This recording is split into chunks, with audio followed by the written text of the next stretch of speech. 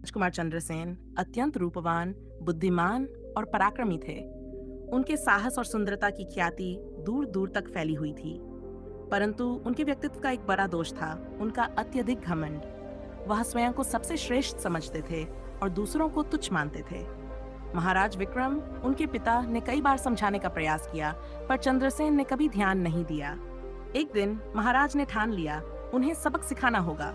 उन्होंने एक योजना बनाई, चंद्रसेन को एक यात्रा पर भेजा और सख्त आदेश दिया, तुम एक आम व्यक्ति के रूप में ही रहोगे। राजकुमार को यह बात बिल्कुल पसंद नहीं आई, लेकिन आखिरकार उन्हें यह प्रस्ताव अनिच्छा से स्वीकार करना पड़ा। यात्रा के दौरान चंद्रसेन का घमंड बार बार सामने आया। लोग उनके व्यवहार से असंतुष्ट हो गए और उनसे दूर होने लगे। इससे परेशान होकर वह धीरे धीरे अकेले पड़ने लगे। कुछ दिनों बाद वह एक घने जंगल में भटक गए। भूखे प्यासे थके हुए चंद्रसेन को कोई रास्ता नहीं सूझ रहा था।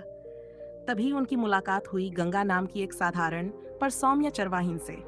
गंगा की सरलता ने तुरंत उनका ध्यान खींचा। उसने चंद्रसेन को अपने घर में शरण दी, उन्हें खाना खिलाया और उनकी सेवा की। चंद्रसेन ने पहले इसे एक एहसान समझा, पर कुछ दिनों में ही गंगा के सादगी भरे जीवन और करुणामय व्यवहार ने उनका दिल छू लिया।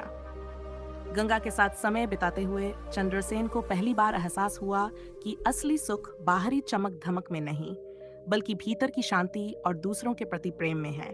गंगा ने उन्हें सिखाया कि जीवन में विनम्रता और करुणा ही सच्चा धन है। यह अनुभव उनके जीवन का सबसे बड़ा मोड़ साबित हुआ। जब चंद्रसेन राज्य लौटे तो महाराज विक्रम ने देखा, यह वही पुत्र नहीं था जिसे उन्होंने यात्रा पर भेजा था। अब वह एक बदले हुए, विनम्र और समझदार राजकुमार थे। चंद्रसेन ने न केवल एक योग्य शासक बनने का संकल्प लिया, बल्कि गंगा को अपनी पत्नी बनाकर सच्चे प्रेम और सम्मान का महत्व भी समझा।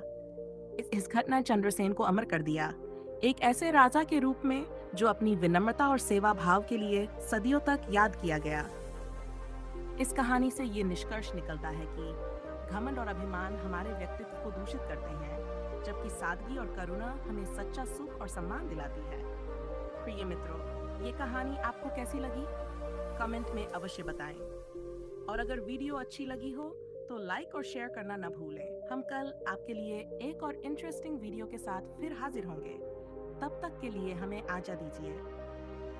और हाँ, अगर आपने अभी तक हमारे डिवाइन विजडम पीके को सब्सक्राइब नहीं किया है तो तुरंत कर लीजिए, ताकि ऐसी इंस्पिरेशनल और मोटिवेशनल वीडियो आप तक पहुंचती रहे। जय श्री कृष्णा।